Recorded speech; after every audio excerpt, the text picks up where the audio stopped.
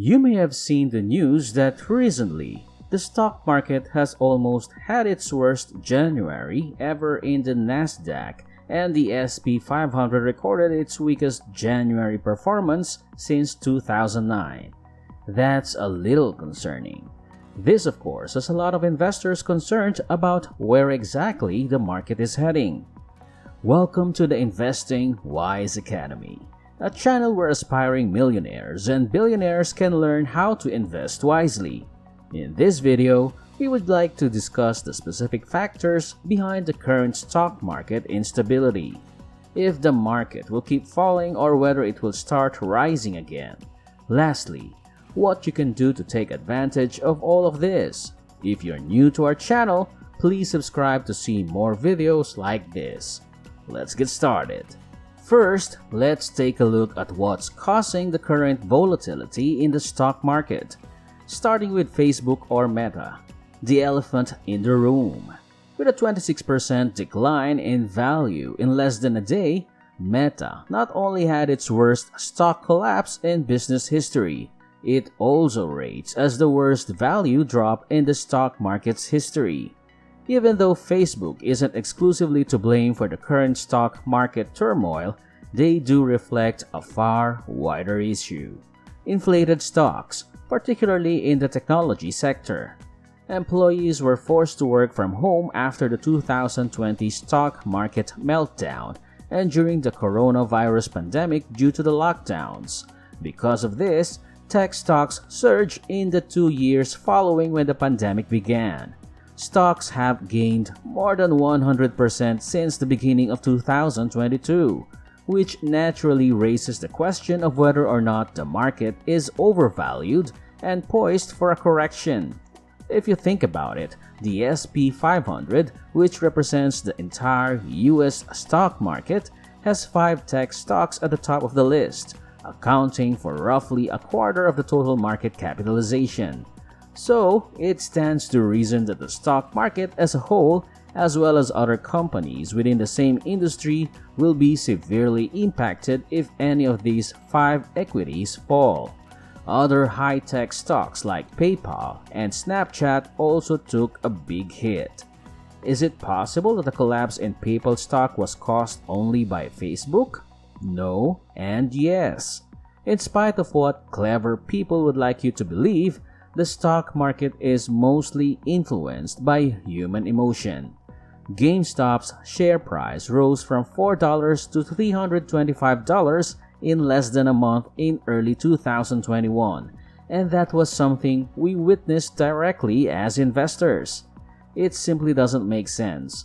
But when do human emotions ever make sense?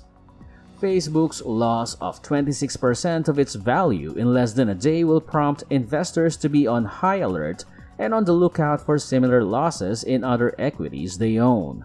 The stock market will react if this worry is combined with the other global economic uncertainty. As a result, the stock market is reacting to factors such as rising interest rates caused by inflation in addition to the overvalued stocks. Jerome Powell, the chairman of the Federal Reserve, has hinted that interest rates would be raised in March. The federal fund rate is what people are referring to when they hear the news or casual conversation about interest rates going up or down. It's what big banks use to lend money to smaller ones, who in turn lend it to people like you and me. All other interest rates in the economy will be impacted by changes in the federal fund rate, whether they are higher or lower than current levels. How is this going to impact you? Borrowing money becomes prohibitively expensive as soon as interest rates begin to rise in an effort to combat inflation. For the general public, this means higher rates on credit cards, personal loans, auto loans, and mortgages. Because no one wants to pay more money to spend money, this is a surefire way to reduce spending. Here's an illustration. At what interest rate would you want to borrow money for your home? With that in mind, let's say that you have a $200,000 30-year fixed-rate mortgage with a 3% interest rate. Over the course of the loan, you would pay a little over $100,000 in interest. However, if you had the same mortgage with a 7% interest rate, you would pay $200,000 in interest. It is obvious that consumers spend more money when interest rates are lower since borrowing and spending money are less expensive. However, less money is being spent when interest rates rise to counteract inflation. How precisely does it impact the stock market though? Where exactly do people spend their money when they go out and buy things? In establishments. Businesses provide goods to consumers, but if rising interest rates cause customers to spend less money, then this indicates that businesses are also losing money. Less revenue brings about a whole new set of issues for a company.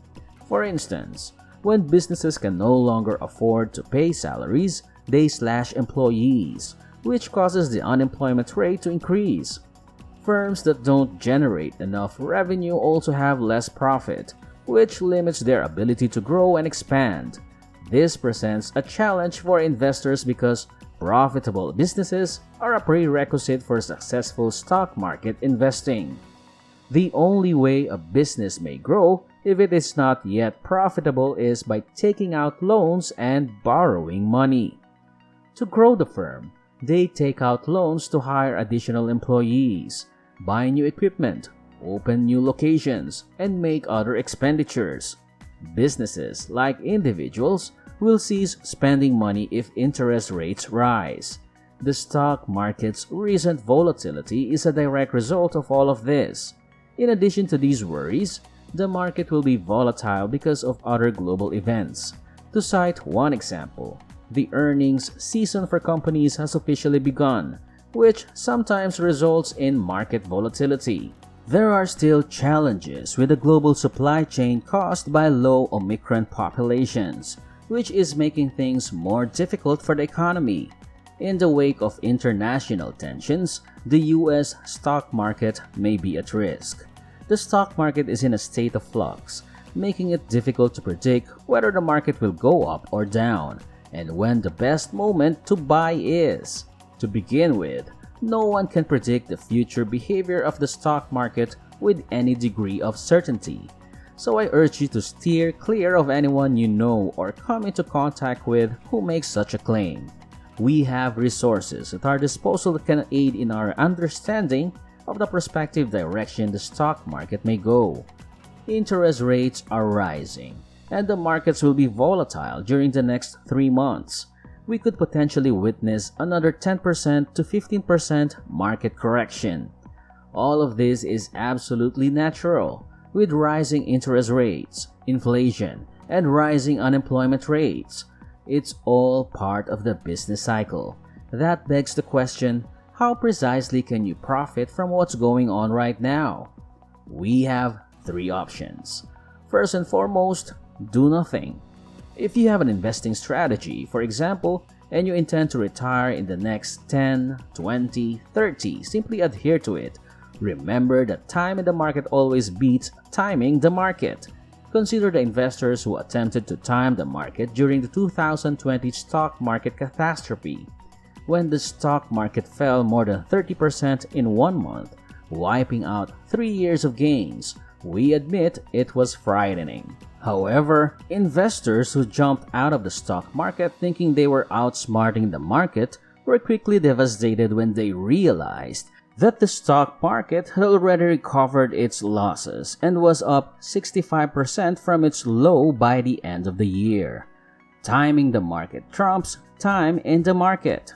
We agree that the market is volatile right now, but if you look at what the market is doing on a daily basis, it's a roller coaster ride. But don't lose sight of your long-term strategy and just keep holding. Second, if the market continues to collapse, consider it a bargain.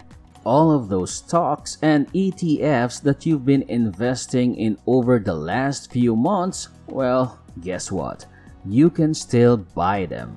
However, you can get them at a significant discount this time. This is why hedge fund managers and billionaire investors frequently purchase up large amounts of stock during a crisis or correction.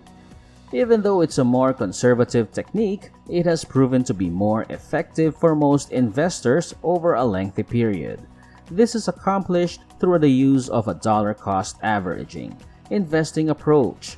When you invest your money in equal amounts at regular periods, you're doing dollar cost averaging, or DCA for short.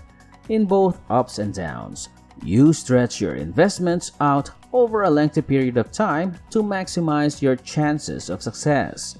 For example, instead of putting $1,000 into your favorite ETF at the beginning of the year, you would split that amount by 12 months and invest that amount every month for the next year. With dollar cost averaging, you can be sure that you're investing your money consistently, no matter how volatile the market is. As an investor, you can avoid temptation by employing dollar cost averaging, which has a dismal track record of success for most investors. That's all for today. What are your thoughts on these strategies? Join the conversation in the comments section below. Please click the like and subscribe buttons if you enjoyed the video. We'll see you in the next one.